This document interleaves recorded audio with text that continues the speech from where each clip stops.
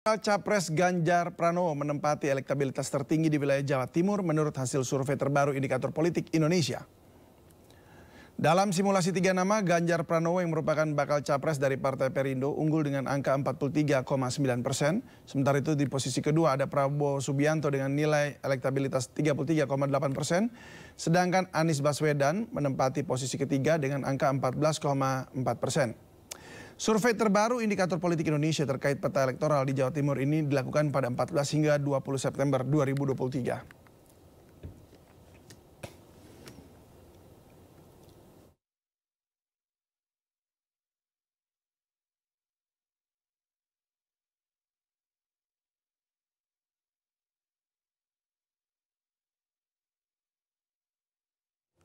Dan untuk membahasnya lebih lanjut, kami akan berbincang dengan peneliti Indikator Politik Indonesia Kennedy Muslim dan Wakil Ketua Umum Partai Perindo Boyke Nofrizon. Selamat sore, Bapak-Bapak. Sore, David. Selamat sore. Ya, saya saya ke Mas Kennedy dulu. Bisa dipaparkan lebih detail bagaimana sebaran pemilih Ganjar di Jawa Timur? Ya, jadi survei indikator ini kita lakukan ya Mas David pada tanggal 14 hingga 20 September kemarin. Sampel responden kita 1.800 responden yang tersebar di berbagai wilayah di Jawa Timur dengan kisaran margin of error sekitar 2,4%.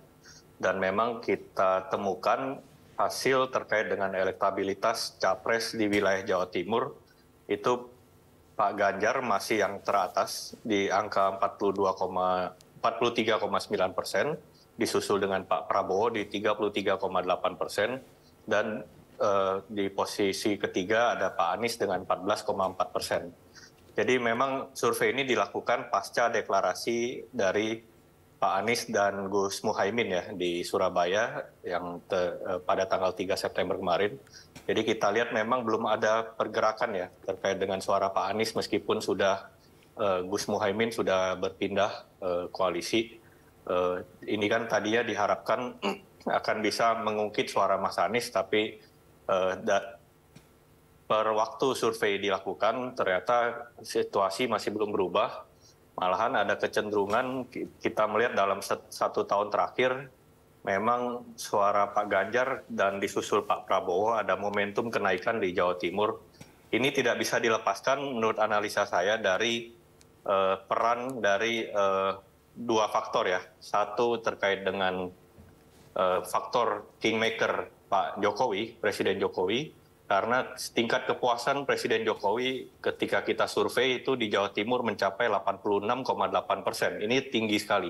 Oleh sebab itu, efek ekor jas yang diterima oleh dua kandidat capres yang mengusung narasi keberlanjutan ini semacam membagi menerima efek dari ekor jas dari tingkat kepuasan terhadap Presiden Jokowi tersebut.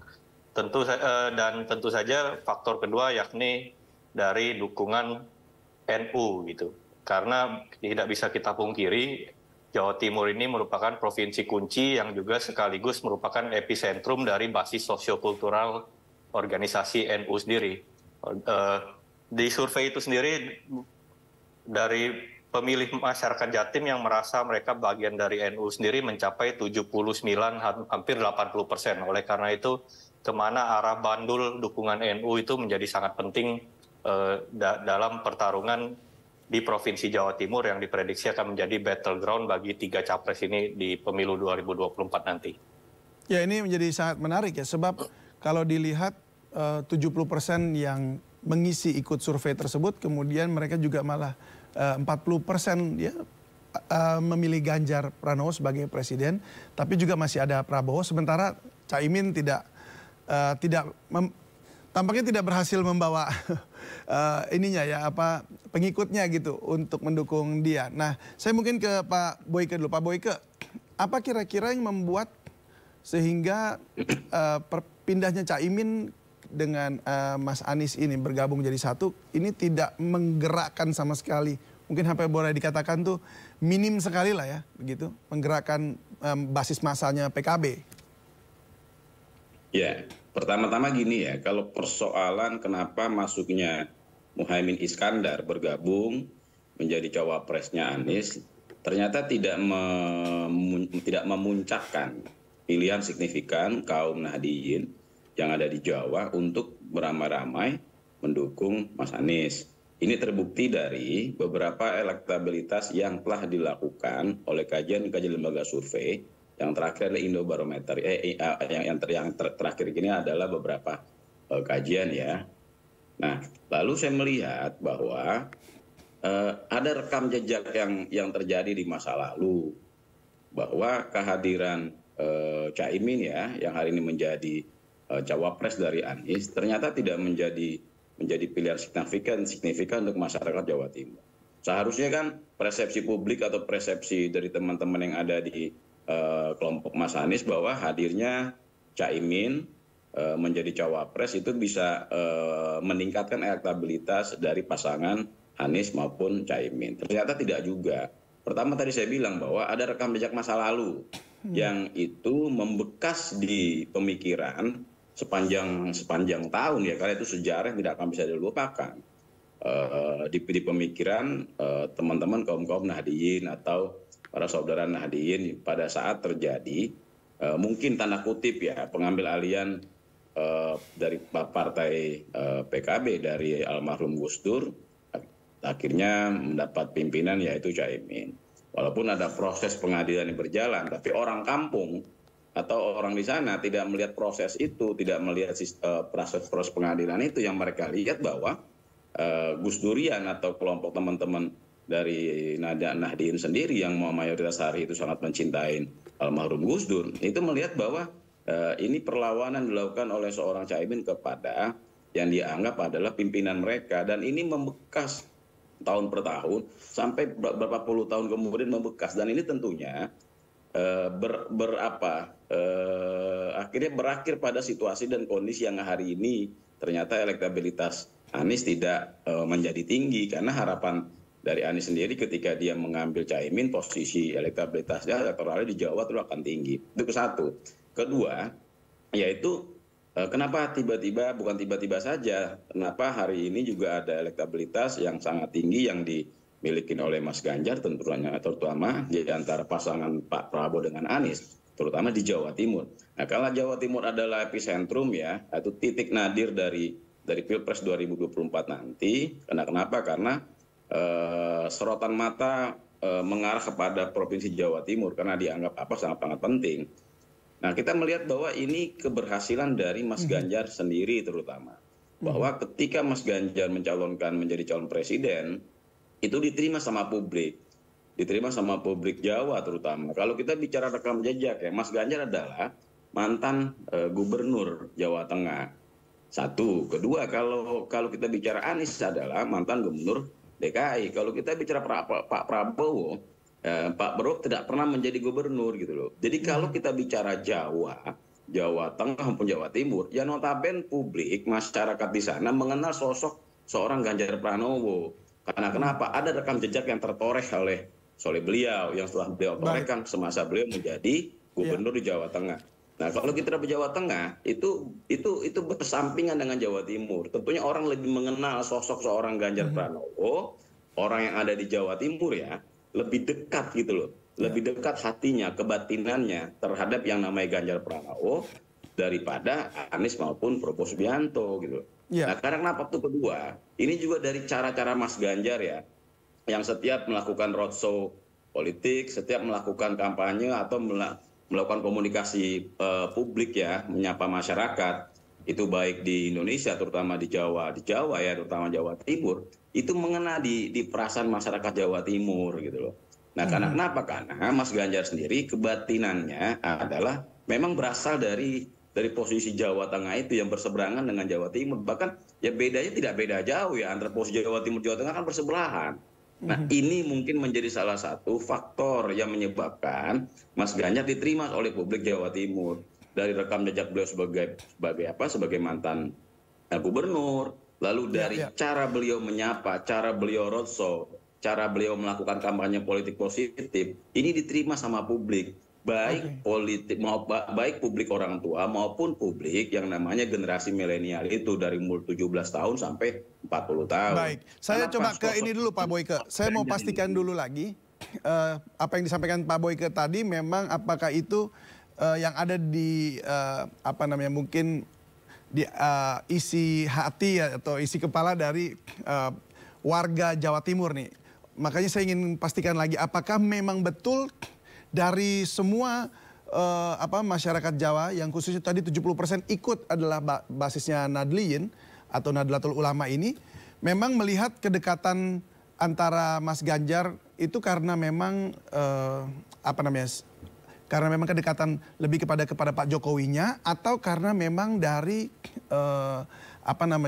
sukuismenya begitu ya.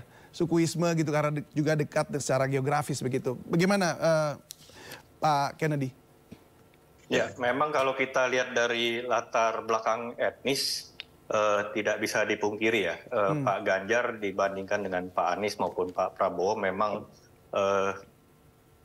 orang Jawa di Jawa Timur memang pasti merasa lebih dekat dengan Pak Ganjar gitu. Tapi pada saat bersamaan itu tidak bisa dipungkiri bahwa faktor dari narasi keberlanjutan untuk pemerintahan Jokowi di tengah approval rating Pak Jokowi yang sangat tinggi sekali, hampir 90% gitu di Jawa Timur ini approval rating yang bukan main-main ya, maksudnya sampai hampir 90% dan hanya 11% gitu yang tidak puas dengan pemerintah dengan Pak Jokowi gitu. Nah ini selain itu saya melihat juga ada faktor mesin PDIP ya di sini ya, karena di hasil survei ini kita merekam bahwa PDIP masih unggul relatif signifikan ya dari partai terbesar kedua di Jawa Timur yakni PKB. PDIP mendapatkan 31%, sedangkan PKB ada di peringkat kedua dengan 20% dan Partai Gerindra di peringkat ketiga di 12% gitu. Jadi faktor Pak Jokowi, faktor dari latar belakang etnis sosiodemografi yang relatif lebih dekat dengan Pak Ganjar, masyarakat Jawa Timur, apalagi Pak Ganjar juga tadi seperti Pak Boyke sampaikan, merupakan gubernur di Jawa Tengah, jadi merasa lebih dekat.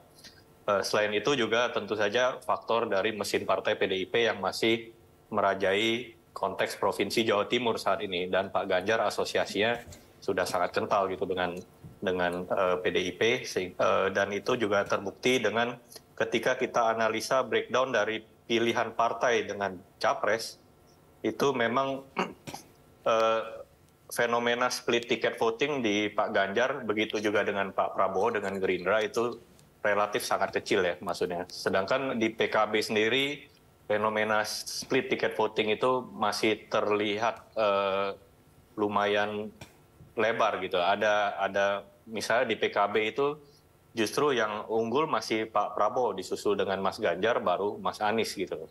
Dan itu yang beberapa penjelasan mengapa Pak Ganjar memang masih yang tertinggi gitu di Jawa Timur saat ini gitu. Tapi saya melihat masih ada potensi bagi Pak Ganjar karena seharusnya ini kan di pemilu 2019 lalu Pak Jokowi unggul dengan relatif sangat telak ya, 65% melawan Pak Prabowo 35%. Jadi menurut saya masih ada ruang bagi Pak Ganjar bagaimana memaksimalkan keunggulan di provinsi ini gitu. Kalau Anda melihat untuk gubernur, karena ini juga sesama gubernur ya, Bu Kofifa itu kan juga gubernur dengan bersama dengan Pak Ganjar juga.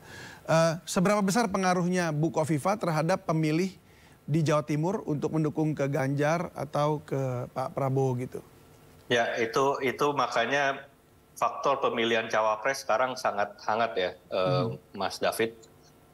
Baik itu dari poros koalisi Ganjar maupun poros koalisi Prabowo tampaknya sekarang melirik Bu Kofifa gitu loh sebagai potensi cawapres gitu, karena ya pertimbangan dari teritorial terkait penguasaan wilayah Jawa Timur ini. Meskipun di survei kami kita menemukan Bu Kofifa ini bersaing ketat dengan figur Pak Erick Thohir ya, maksudnya yang sebagai nomor 1 dan nomor 2 sebagai figur cawapres yang menjadi preferensi publik untuk pemilih di Jawa Timur gitu loh.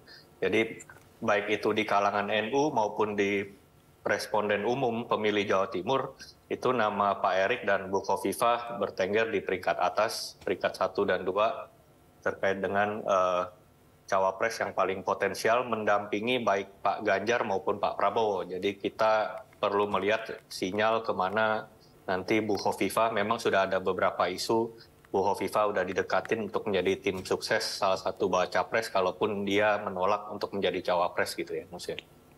Itu kita lihat situasi masih sangat dinamis, oleh karena itu figur cawapres menjadi sangat penting untuk memastikan kemenangan di provinsi kunci ini. Jawa Timur sendiri kita tahu kan jumlah pemilihnya itu 16%, secara nasional itu hanya peringkat kedua atau hanya terpaut 2% dari jumlah pemilih di Jawa Barat. Oleh karena itu Jawa Timur menjadi kunci battleground dari Pilpres 2024 nanti. Baik, terakhir saya ke Pak Boyke. Pak Boyke, tadi disampaikan ada kemungkinan besar Ibu Khofifah juga justru malah jadi salah satu bacawa pres begitu. Singkat saja, apakah memang informasi bisa dikonfirmasi begitu bahwa bacawa presnya Pak Mas Ganjar nanti bisa dari Jawa Timur begitu?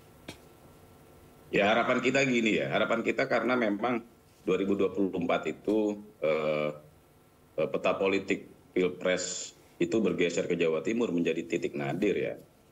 Tentunya tokoh-tokoh tidak lagi tentunya akan kembali kepada Pilpres 2019 yang lalu, bahwa tokoh-tokoh dari Nahdlatul Ulama Nahdliyin yang ada Jawa Timur itu memang memiliki daya tarik tersendiri ya, dan menjadi magnet tersendiri. Nah, apalagi tahun 2024 nanti titik sentral atau nadir politik di Pilpres itu kemungkinan besar itu terjadi atau memperebutkan Jawa Timur. Karena itu tokoh-tokoh NU ya yang jelas rekam jejaknya seperti Bu Khofifah, seperti Mahfud ya, Pak Mahfud yang jelas-jelas adalah sosok dari Jawa Timur itu sendiri dan tokoh dari Jawa Timur itu sendiri di luar tokoh lainnya ya. Nah, saya melihat dua faktor ini memang yang hari diperebutkan. Karena kenapa? Karena dampak tadi disampaikan bahwa dampak kurang lebih sekitar 16% dari Pilpres itu dihasilkan suaranya dari Jawa Timur. Karena itu ketokohan dua orang ini, ada Pak Mahfud, ada Bu Khofifah, itu menjadi pilihan yang saya pikir jadi penting dan sangat diharapkan oleh para capres-capres yang menginginkan bahwa ke depan nanti cawapresnya juga mendongkrak suara. Karena itu siapapun yang akan nanti dipilih oleh partai koalisi, di situ ada PDIP, ada Perindo, ada PKB, ada Hanura, diserahkan kembali kepada para petinggi-petinggi atau pimpinan partai politik. Nah, kita hanya menyampaikan atau publik hanya menyampaikan bahwa kita bicara Jawa Timur tidak terlepas di situ ada bicara Ibu Khofifah, ada bicara tentang Mahfud, dan juga di situ ada mantan gubernur yang lalu ya, Pak Dekarwo ya. Ya, tiga tokoh itu yang dianggap memiliki nilai jual yang tinggi. Tapi di antara tiga tokoh itu yang jelas-jelas tokoh NU-nya adalah dua, Pak Mahfud dengan Ibu Khofifah sebagai gubernur Jawa Timur. Baik. Terima kasih untuk insight-nya yang diberikan kepada kami di Sindo Sore. Terima kasih Pak Kennedy dan juga Pak Boyke. Salam sehat selalu dan semoga yang terbaik untuk Indonesia ya. Terima kasih. Terima kasih.